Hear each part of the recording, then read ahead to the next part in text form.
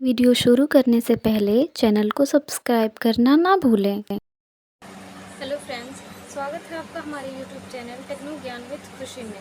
आज हम जानेंगे कंप्यूटर क्या होता है, व्हाट इज़ कंप्यूटर, और उसके बारे में फुल एक्सप्लेन करने वाले हैं। कंप्यूटर क्या होता है और कंप्यूटर के कितने पार्ट्स होते हैं और उसके कैरेक्टरिस्टिक और उसके जनरेशन के बारे में। तो चलिए शुरू करते हैं। What is computer? A computer is an electronic device. Computer एक इलेक्ट्रॉनिक डिवाइस होता है। It's developed by Charles Babbage in 19th century. इसे चार्ल्स बेबेज ने 19th सेंचुरी में डेवलप किया था। A computer is a machine और डिवाइस दैट परफॉर्म। कंप्यूटर एक मशीन या फिर कह सकते हैं कि डिवाइस होता है जो कि परफॉर्म करता है calculation and operation based on instruction. User की इंस्ट्रक्शन के हिसाब से सॉफ्टवेयर और हार्डवेयर की मदद से किसी भी प्रोग्राम के लिए ये प्रोसेसिंग करता है और उसके बारे में रिजल्ट देता है। या फिर इस तरह से भी कह सकते हैं कि कंप्यूटर एक ऐसा इलेक्ट्रॉनिक डिवाइस है जो कि यूज़र के द्वारा दिए गए इनपुट के डेटा में प्रोसेसिंग करके उसे रिजल्ट के रूप में प्रदान करता है। यहाँ मैंने इसके लिए डायग्राम भी बनाया है। आइए डायग्राम की मदद से समझते हैं कि जब हम किस कंप्यूटर को इनपुट डिवाइस के मदद से यानी कि कीबोर्ड और माउस की मदद से किसी भी तरह का इनपुट देते हैं तो वो उसमें सीपीयू की मदद से उसमें प्रोसेसिंग करता है और उस पर काम करता है। उसके बाद हमें उसकी इन्फॉर्मेशन यानी कि आउटपुट डिवाइस, उसका जो रिज़ल्ट होता है वो हमें आउटपुट डिवाइस की मदद से देता है। यानी कंप्यूटर एक ऐसा इलेक्ट्रॉनिक डिवाइस है जो यूज़र के द्वारा दिए गए इंस्ट्रक्शन का पालन करता है और इसमें डेटा को स्टोर करने, रिट्राइव करने और प्रोसेसिंग करने की पूरी क्षमता होती है। तो आइए अब चलते हैं इसके पार्ट के बारे में पढ़ते हैं कि कंप्यूटर के कितने पार्ट होते हैं।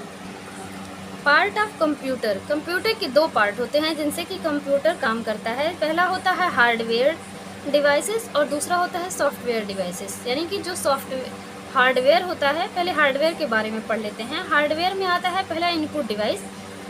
हार्डवेयर की जो इनपुट डिवाइस होती हैं वो होती हैं कीबोर्ड और माउस। दूसरा होता है प्रोसेसिंग डिवाइस यानी कि सीपीयू और मदरबोर्ड जिसपे कि कंप्यूटर प्रोसेसिंग करता है। और तीसरा होता है आउटपुट डिवाइस यानी कि प्रिंटर जैसे होते हैं और भी बहुत सारे आउटपुट डिवाइस होते हैं जिनसे हमें रिजल्ट मिलता है।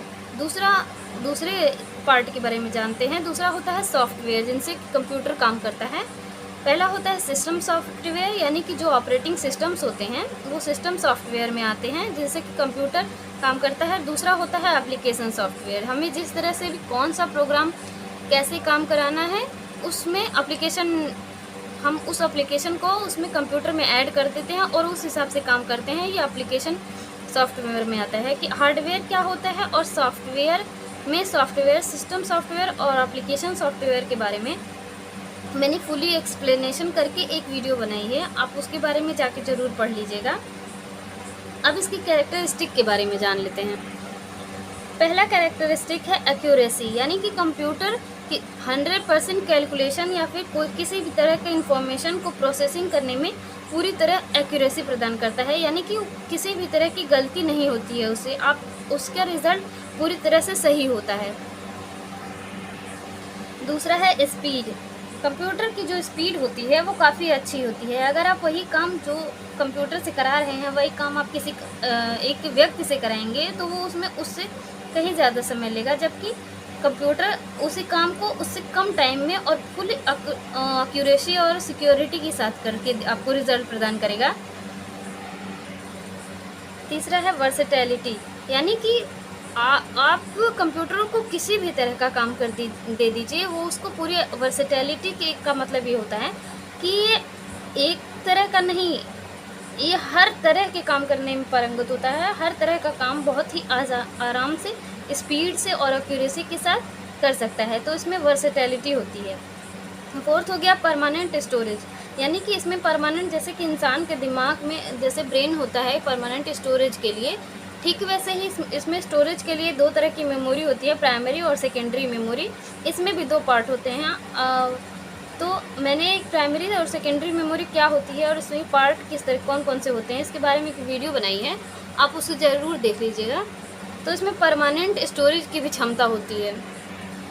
और फिफ्थ इसका कैरेक्टरिस्टिक है सीक्रेसी यानी कि कंप्यूटर का जो कंप्यूटर में आप कोई भी काम करिए उसमें आप पासवर्ड लगा सकते हैं और उसमें सीक्रेसी बनाए रख सकते हैं। आपका वो इन्फॉर्मेशन कोई भी तब तक एक्सेस नहीं कर सकता जब तक कि आप ना चाहें। बढ़ते हैं नेक्स्ट की ओर, जनरेशन ऑफ कंप्यूटर। कंप्यूटर की जनरेशन के बारे में जान लेते हैं। फर्स्ट जनरेशन ऑफ कंप्यूटर का जो टाइम पीरियड था वो 1946 से 1959 तक था। इसमें मेन कंपोनेंट जो यूज़ किया गया था वो वैक्यूम ट्यूब था। सेकेंड जनरेशन ऑफ कंप्यूटर में 1959 से लेकर 1965 से तक इसका सेकेंड पीरियड का जनरेशन था, टाइम पीरियड था। उसमें ट्रांजिस्टर का यूज़ किया गया था। बढ़ते हैं थर्ड जनरेशन ऑफ कंप्यूटर के बारे में। 1965 से लेकर 1971 तक इसका टाइम पीरियड था और इसमें इंटीग्रेटेड सर्किट का यूज़ किया गया था। फोर्थ जनरेशन ऑफ कंप्यूटर 1971 से लेकर 1985 तक और इसमें अल्ट्रा लार्ज यानी कि very large scale integrated circuit का यूज़ किया गया था फोर्थ जनरेशन कंप्यूटर में। अब बढ़ते हैं फिफ्थ जनरेशन यानी कि इस समय के कंप्यूटर के बारे में। तो इसका टाइम पीरियड है 1985 से अब तक के जो कंप्यूटर बने हैं वो फिफ्थ जनरेशन ऑफ कंप्यूटर की कैटेगरी में आते हैं। अगर आपको जनरेशन ऑफ कंप्यूटर के इनके बारे में और भी डिटेल में पढ़ना है और भी डिटेल में पढ़ना चाहते हैं आप, तो मैंने जनरेशन ऑफ कंप्यूटर के नाम से एक वीडियो बनाई है अपने चैनल पे, आप उसे जाके ज़रूर पढ़ लीजिएगा। इसमें वो और भी बहुत सारे हैं, जैसे कि सॉफ्टवेयर के बारे में अगर आपको पढ़ना है, फुल डिटेल पढ़ना है आपको, और हार्डवेयर के बारे में, सॉफ्टवेयर में सिस्टम सॉफ्टवेयर और एप्लीकेशन सॉफ्टवेयर क्या होता है, इनके बारे में अगर आपको पढ़ना है तो आप जाके मेरे चैनल पे एक बार ज़रूर पढ़ लीजिएगा। तो फ्रेंड्स, वीडियो पसंद आई हो तो लाइक शेयर ज़रूर कीजिएगा। वीडियोस पसंद आई हो तो लाइक कीजिए, शेयर कीजिए। इसी तरह की वीडियोस देखने के लिए हमारे चैनल को सब्सक्राइब कीजिए।